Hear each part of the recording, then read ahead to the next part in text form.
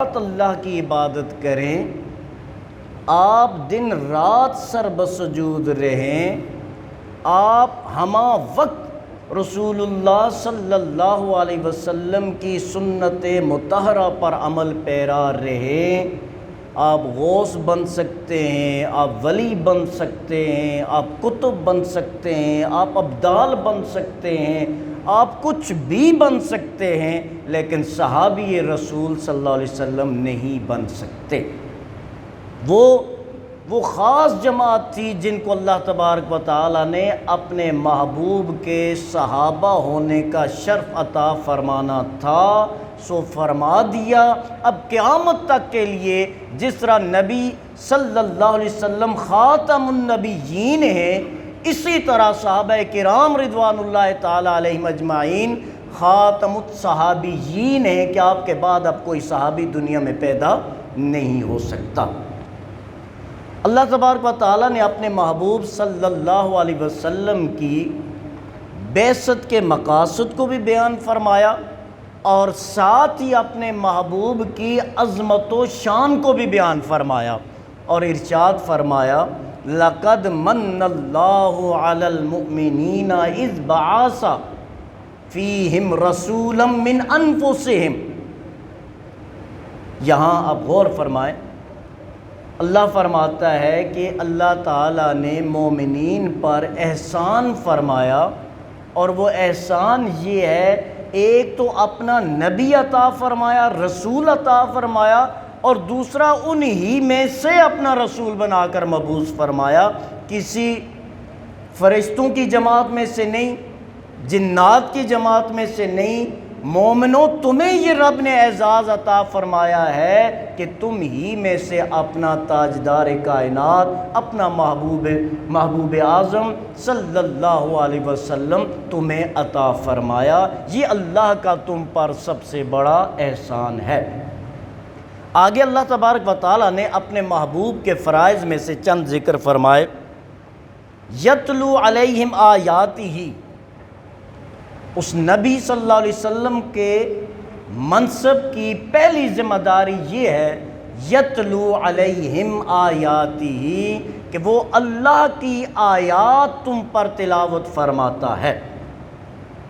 آپ جانتے ہیں قرآن کا معجزہ یہ ہے، قرآن کا مقام یہ ہے، لو انزلنا علی جبل لرأیتہ خاشعا متصدعا من خشیۃ اللہ، اگر اس قرآن کو ہم پہاڑ پر نازل کرتے تو وہ پہاڑ بھی اللہ کے خوف سے ریزہ ریزہ ہو جاتا۔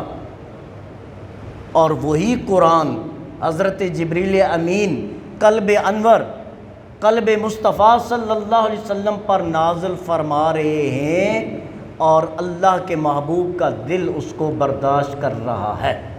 انڈائریکٹ، یہی انڈائریکٹ جو ہے پھر اللہ نے یہ فیضان اپنے محبوب کے صدقے میں محبوب کی امت کے بچوں کو عطا فرما دیا کہ 4-5 سال کا بچہ جو ہے اللہ کی کتاب لا ریب کو اپنے دل میں محفوظ کر لیتا ہے۔ یتلو علیہم آیاتہ، میرا محبوب میری آیات تلاوت کرتا ہے۔ اچھا، صرف آیات تلاوت کرنے سے انسان اللہ تک نہیں پہنچ سکتا۔ ہم میں سے بہت سارے لوگ ایسے ہیں جنہیں قرآن پڑھنا آتا ہے، لیکن کیا قرآن پڑھنے سے، صرف قرآن پڑھنے سے ہمیں پتہ چلتا ہے کہ حلال کیا ہے اور حرام کیا ہے؟ ہمیں پتہ چلتا ہے اللہ کی مرضی اور منشا کیا ہے؟ ہمیں پتہ چلتا ہے کہ اللہ ہم سے چاہتا کیا ہے، اللہ ڈیمانڈ کیا فرما رہا ہے اور کس چیز سے منع فرما رہا ہے؟ خالی قرآن پڑھنے سے ہمیں معلوم نہیں ہوتا۔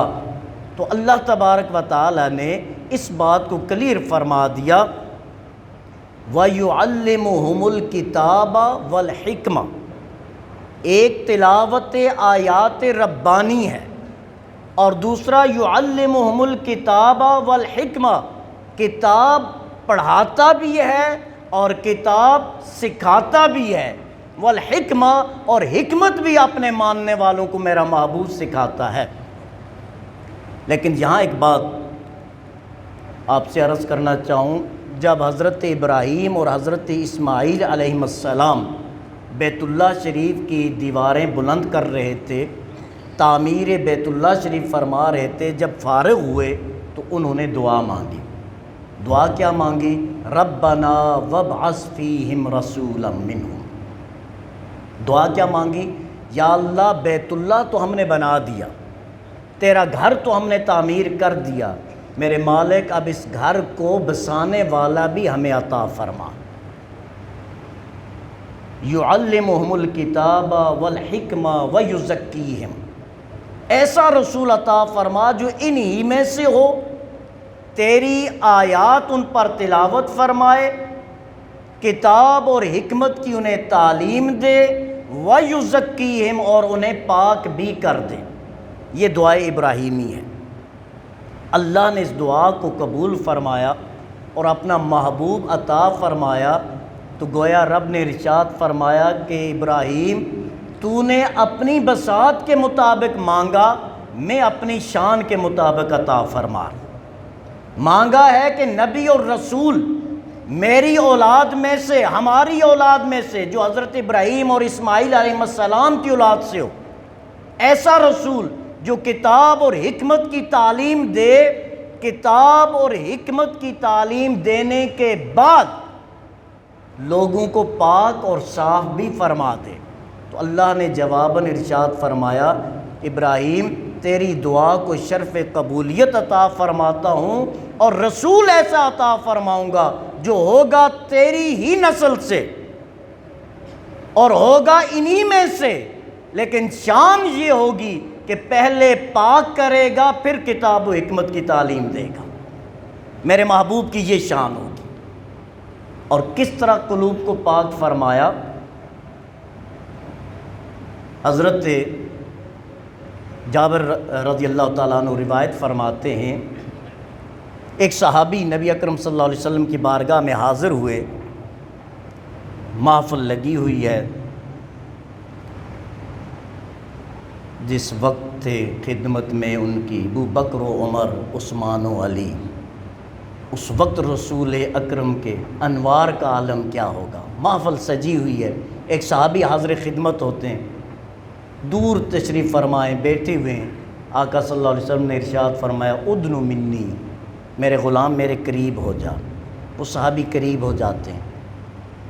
پھر ارشاد فرمایا ادنو منی، میرے اور قریب ہو جا۔ وہ اور قریب ہوتے ہیں۔ پھر آقا نے ارشاد فرمایا ادنو منی، میرے اور قریب ہو جا۔ وہ اور قریب ہوتے ہیں۔ صحابی فرماتے ہیں کہ میں اس وقت اپنے بخت پر نازاں تھا، میں اپنے مقدر پر خوش تھا، فخر کر رہا تھا کہ میں اپنے محبوب صلی اللہ علیہ وسلم کے اتنے قریب تھا کہ میرے گھٹنے آقا کے گھٹنے مبارک کے ساتھ مل رہے تھے، اتنا قریب ہوں۔ پھر آقا نے فرمایا آپ نے کوئی سوال پوچھنا تھا؟ میں نے عرض کی یا رسول اللہ سوال ہی پوچھنے حاضر خدمت ہوا ہوں۔ تو آقا نے فرمایا تو سوال پوچھے گا یا میں خود تیرا سوال بھی بتا دوں؟ عرض کی یا رسول اللہ آپ ارشاد فرما دیں۔ تو آقا نے ارشاد فرمایا آپ مجھ سے خیر اور شر کے بارے میں پوچھنا چاہتے ہیں۔ آپ جانتے ہیں کہ دنیا میں دو ہی مخالف چیزیں ہیں، ایک خیر ہے اور ایک شر ہے، باقی ساری چیزیں ان کے انڈر آ جاتی ہیں۔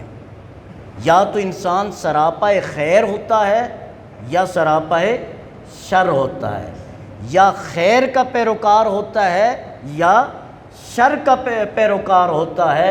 تو آقا صلی اللہ علیہ وسلم نے ارشاد فرمایا یہی پوچھنا چاہ رہے ہو؟ عرض کی یا رسول اللہ صلی اللہ علیہ وسلم یہی پوچھنا چاہ رہا ہوں۔ تو صحابی فرماتے ہیں آقا نے 3 انگلیاں اس طرح اپنی اٹھائی، انگلیاں مبارک، اور میرے دل پہ اس طرح دستک دی، فرمایا کہ اگر پوچھنا ہو تو اپنے دل سے پوچھ لیا کر، شر کیا ہے اور خیر کیا ہے۔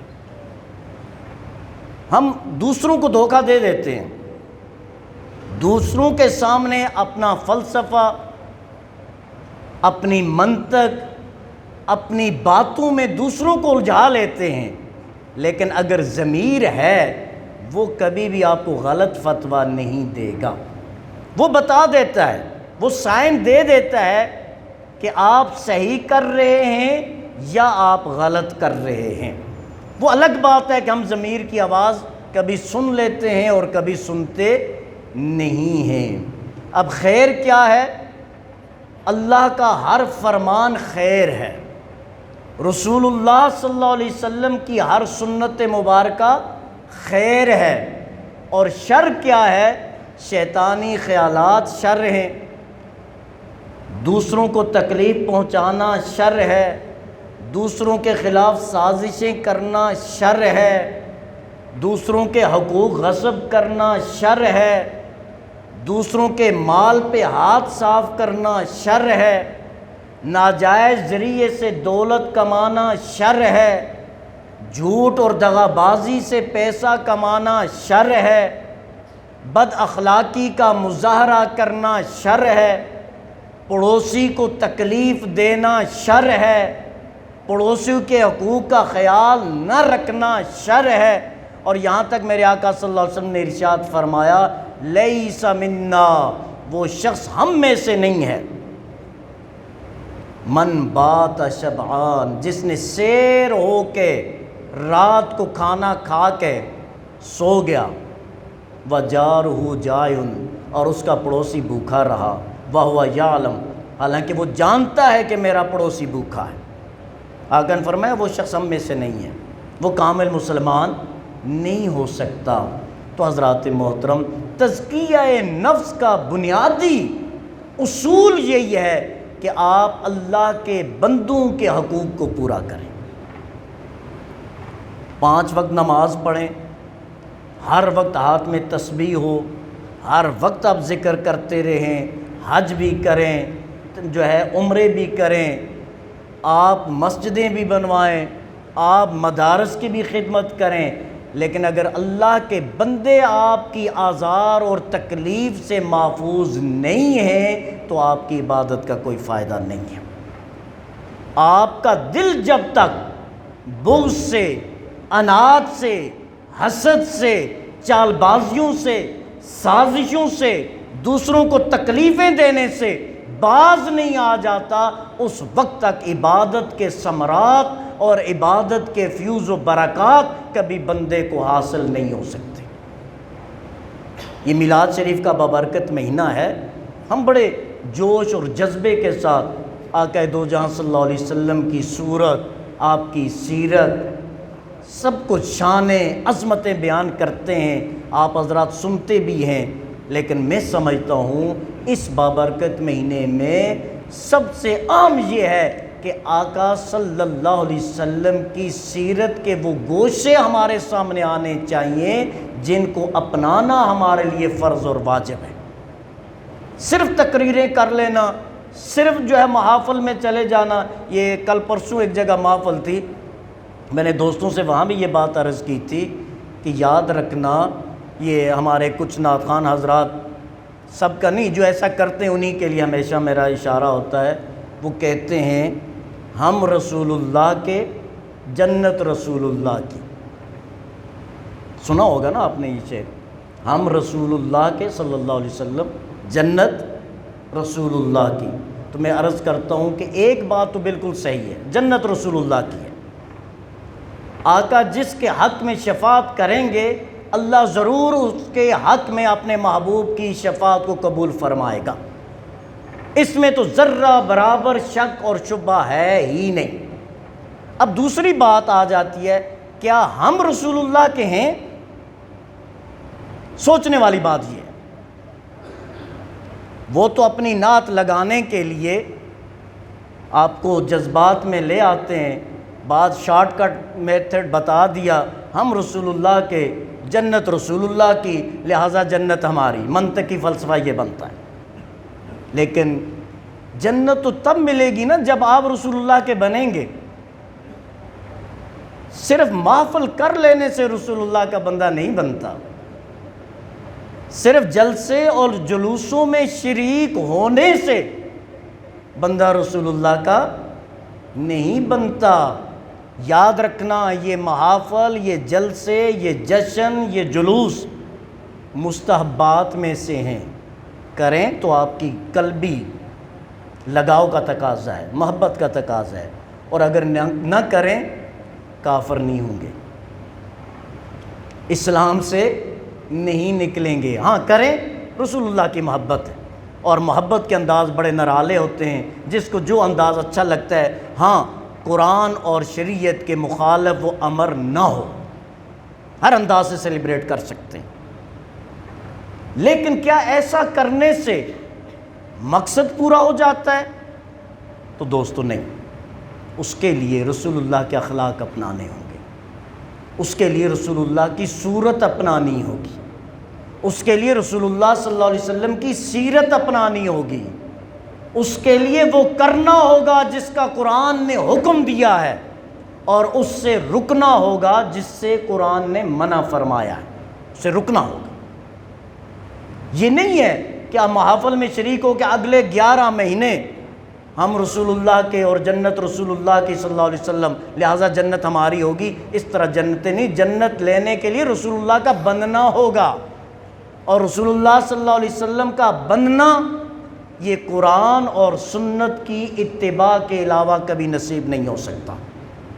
تو میں آپ سے یہی عرض کروں گا، یہ موقع ہے، ہر طرف آقا صلی اللہ علیہ وسلم کی شان کے ترانے ہمیں سنائے دیتے، پورا عالم اسلام انداز ہی بدلا ہوا ہے، رسول اللہ کی محبت، آپ صلی اللہ علیہ وسلم کی شانیں، آپ صلی اللہ علیہ وسلم کی نعت ہمیں ہر جگہ، ہر گلی، ہر محلے سے سنائی دے رہی ہے۔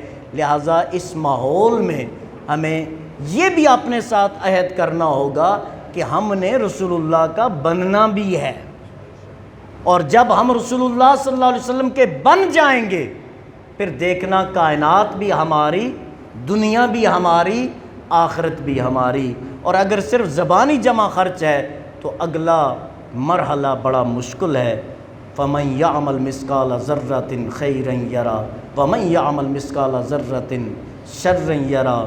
ذرہ برابر نیکی جو کرو گے وہاں پہنچ رہی ہے، ریکارڈ مرتب ہو رہا ہے، اور جو ذرہ برابر گناہ کرو گے وہ بھی ریکارڈ پہنچ رہا ہے۔ اور یاد رکھنا، ان اللہ علیم بذات الصدور، اللہ دلوں کے بھیدوں سے واقف ہے۔ ہم نیکی کر رہے ہیں تو کیوں کر رہے ہیں، کس پہ احسان کر رہے ہیں؟ اگر ہم مسجد بنا رہے ہیں تو کس لیے بنا رہے ہیں؟ لوگوں کے لیے کہ لوگ کہیں فلان اتنی عالی شان مسجد بنا لی، یا اللہ کے لیے کہ اللہ کے بندے یہاں نماز پڑھیں گے مجھے میرا رب اجر عطا فرمائے گا؟ ہم مدارس بنا رہے ہیں اس لیے کہ اپنا انکم ٹیکس بچانا ہے، ریٹرن جو ملتی ہے ہمیں اس میں ہم نے چیریٹی شو کرنی ہے، 5,000 دے کے 5 لاکھ شو کرنے اس لیے، یا ہم اللہ کے دین سیکھنے والوں کی خدمت کرنے کے لیے یہ سب کر رہے ہیں؟ یہ ڈیپینڈ کرتا ہے ہماری نیتوں پر۔ اور یاد رکھنا، لن ینال اللہ لحومہا ولا دماؤہا، اللہ کے ہاں نہ کسی کا گوشت پہنچتا ہے نہ کسی کا خون پہنچتا ہے، وہاں کیا پہنچتا ہے؟ تقوی منکم، اللہ کے ہاں تمہارا تقوی، تمہاری نیتیں پہنچتی ہیں۔ اللہ تعالیٰ سے دعا ہے اپنے محبوب کی غلامی ہمیں نصیب